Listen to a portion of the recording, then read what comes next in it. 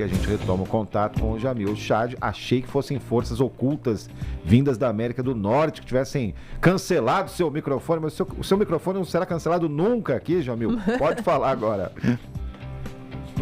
Obrigado, Felipe. Bom dia, Joana. Bom dia a todos. A gente estava falando justamente do enviado de Donald Trump para o Brasil. E vamos fazer aqui uma explicação, Felipe. O enviado de um governo para o outro não é um embaixador. Ele não é... O governo norte-americano não tem embaixador no Brasil. Por que não tem embaixador no Brasil? Porque para você ter um embaixador num outro país, aquele outro país precisa te aceitar. Precisa aceitar o embaixador, tá? Então, esse é o procedimento normal no mundo inteiro. O governo Donald Trump não tem um embaixador, ele tem um enviado que, eventualmente, pode vir ou pode viajar ao Brasil. Mas, quem é o enviado de Donald Trump para o Brasil? É um certo Darren Beatty, que foi, no primeiro mandato de Donald Trump, a pessoa que escrevia os discursos de Donald Trump. Então, uma pessoa extremamente próxima, ou pelo menos que entende o que Donald Trump quer, né? Porque, afinal de contas, você é o responsável por escrever os discursos do presidente, isso não é pouca coisa. Mas, naquele primeiro mandato dele, ele foi demitido. Por que ele foi demitido? Porque Donald Trump não gostava mais dele? Não. Porque foi descoberto pelos nossos amigos da CNN Internacional, foi descoberto que ele participou de uma conferência de supremacistas brancos. Opa, complicado, né? Naquele momento, o governo Donald Trump não teve opção, teve de demiti-lo.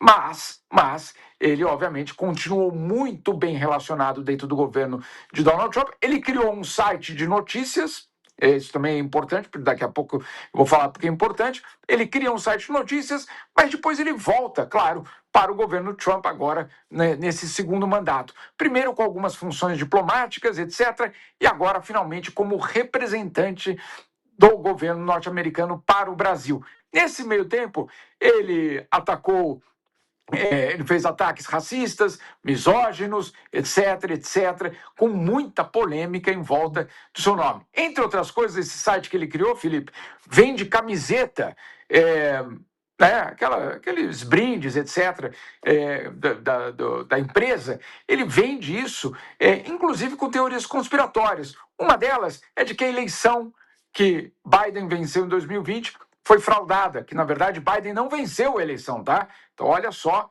quem é o personagem. Ele também diz, e esse site dele é um dos grandes promotores dessa ideia, de que na verdade aquele 6 de janeiro de 2021, a invasão do Capitólio, na verdade, Felipe e Joana, vocês não sabiam, mas foram agentes federais que fizeram a invasão. Não tinha nada a ver com o Donald Trump, aquela invasão, viu?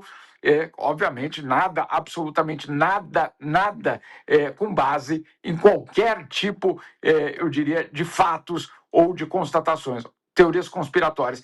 E agora, Felipe, Joana, ele é o representante de Donald Trump para o Brasil.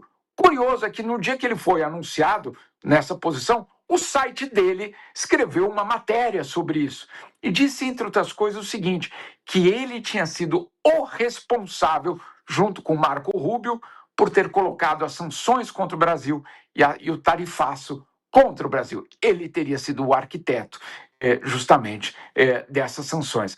Agora, é essa pessoa que tem que criar, vamos dizer assim, laços com o Brasil. Eu fico imaginando que tipo de relação nós teremos aí pelos próximos meses. Ô, Jamil, Joana, é tão extravagante que só pode ser verdade, né? Agora, o senhor Darren, Isso. A hora que você citou que ele é o ghostwriter dos discursos de Trump, a única pergunta que me veio à cabeça foi a seguinte: então é ele, né? Ele é o responsável.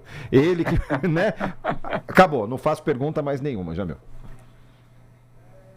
Mas é impressionante, porque obviamente é um personagem que não é de ontem, que tem uma relação direta, eu diria, com Donald Trump, e ganhou essa função agora. Ou seja, essa é uma função estratégica, estamos falando dos dois principais países do hemisfério ocidental, e justamente o governo norte-americano, que não tem embaixador, insisto, porque senão ele precisaria ser aprovado pelo Brasil. Fico imaginando, imagine só, Felipe, Joana, esse personagem ser proposto como embaixador no Brasil.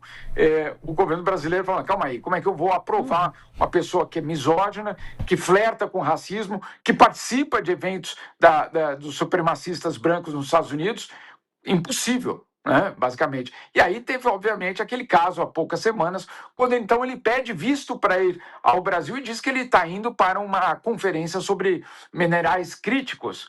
E aí se descobre, depois que ele faz o pedido, que, na verdade, ele tinha feito uma solicitação para visitar Jair Bolsonaro na prisão. E aí o governo brasileiro basicamente diz, olha, o senhor mentiu no pedido de visto, né? E aí, obviamente, o visto foi cancelado.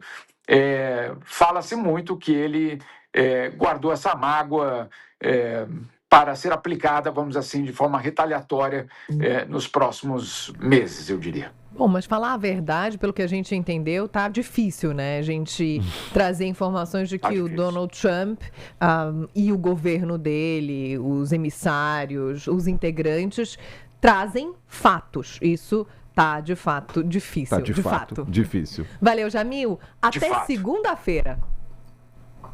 Até segunda. Bom fim de semana para todos vocês. Para você também.